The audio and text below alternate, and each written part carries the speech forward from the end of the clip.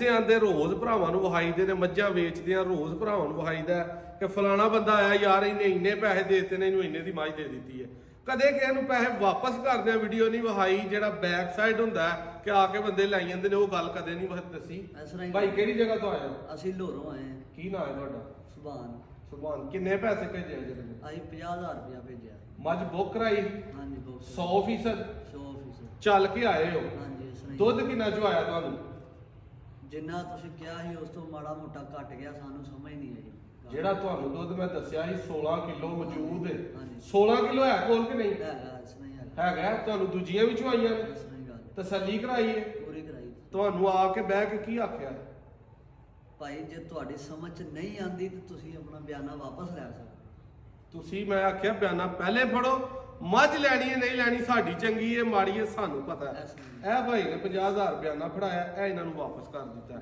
ਹਲਾਂ ਕੋਈ ਹੋਰ ਵਪਾਰੀ ਹੁੰਦਾ, ਕੋਈ ਵੀ ਹੁੰਦਾ, ਇਹ 50,000 ਬਿਆਨਾ ਇਹਨਾਂ ਨੂੰ ਕਦੇ ਵਾਪਸ ਨਹੀਂ ਦੇਣਾ ਕਿਸੇ ਵੀ ਵਪਾਰੀ ਨੇ। ਉਹਨੇ ਗੱਲਬਾਤ ਸੁਣਾ ਕੇ ਮੇਰੀ ਮੱਝ ਨਖਿੰਦੋ, ਇਹਦੇ ਥਣ ਨਹੀਂ ਸਹੀ, ਇਹਦਾ ਦੁੱਧ ਨਹੀਂ ਪੂਰਾ, ਇਹ ਜਾ ਨਹੀਂ ਲੈਂਦੀ, ਇਹ ਸਿਹਤਮੰਦ ਨਹੀਂ, ਇਹ ਸਾਰੀਆਂ ਗੱਲਾਂ ਅਸੀਂ ਵੀ ਕਰ ਸਕਦੇ ਹਾਂ।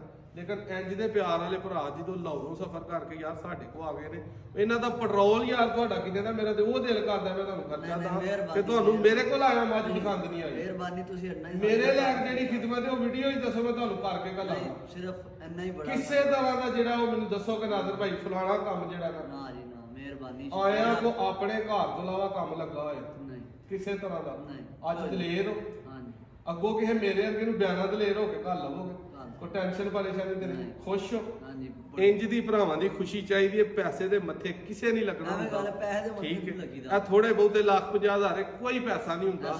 ਤੇ ਅਸੀਂ ਜਿਹਨੂੰ ਮੱਝ ਦਿੰਨੇ ਆ ਛੋਟੀ ਦਿੰਨੇ ਆ ਕਿ ਯਾਰ ਬਿਆਨਾ ਤੇਰਾ ਹੁੰਦਾ, ਇਹ ਬਿਆਨਾ ਇਹਨਾਂ ਨੂੰ ਲੈ ਆਏ, ਲੇਕਿਨ ਇਹ ਬਿਆਨਾ ਇਹਨਾਂ ਦਾ ਸਿਰਫ ਮੇਰੇ ਕੋਲ ਆਉਣ ਦੀ ਜ਼ਮਾਨਤ ਹੀ ਆ ਗਏ ਨੇ। ਅੱਗੋਂ ਜਦੋਂ ਮੱਝ ਲੈਣਗੇ ਇਹਨਾਂ ਨੂੰ ਪਤਾ ਹੋਏਗਾ ਕਿ ਨਾਦਰ ਭਾਈ ਕੋ ਜਿਹੜੀ ਚੀਜ਼ ਲੈਣੀ ਉਹਦੀ ਜ਼ੁਬਾਨ ਤੇ ਉਹ ਚੀਜ਼ ਦੇਵੇਗਾ। ਵੀਡੀਓ ਅੱਛੀ ਲੱਗੇ ਭਰਾ ਸ਼ੇਅਰ ਲਾਜ਼ਮੀ ਕਰਨ। ਤੇ ਬੈਕ ਸਾਈਡ ਜਿਹੜੀ ਹੁੰਦੀ ਹੈ ਨਾ, ਬੰਦੇ ਨਹੀਂ ਵਹਾਉਂਦੇ, ਤੇ ਅਸੀਂ ਆਪਣੀ ਫੈਮਿਲੀ ਨੂੰ ਜਿੰਨੀ ਫਾਰਮੋਲੋਜੀ ਦੀ ਫੈਮਿਲੀ ਉਹਨਾਂ ਨੂੰ ਖੁੱਲ ਕੇ ਹਰ ਚੀਜ਼ ਵਾਦਿਆ ਦੱਸਦੇ ਆ ਕਿ ਯਾਰ ਇੱਥੇ ਭਰਾ ਕੀਤੀ ਤੇ ਘਰ ਵਾਲਾ ਮਾਹੌਲ ਹੈ। ਕਿਸੇ ਨੂੰ ਇਹ ਚੀਜ਼ ਪਸੰਦ ਆਈਏ, ਕਿਸੇ ਨੂੰ ਨਾ ਆਈਏ, ਉਹ ਹਰ ਕਿਸੇ ਦੀ ਆਪਣੀ ਚੁਆਇਸ ਹੈ।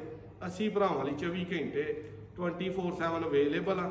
ਨੰਬਰ ਆਪਣਾ 0324 8182 ਹੈ। ਲੋਕੇਸ਼ਨ ਸਿਆਲਕੋਟ ਡਸਕਾ ਪੀਰੋਚੱਕ ਪਿੰਡ ਹੈ। ਮੱਝ ਕਿਸੇ ਭਾਈ ਨੂੰ ਚਾਹੀਦੀ ਹੋਏ ਆਈ ਜਾਵੇ, ਪਸੰਦ ਕਰ ਲੈ।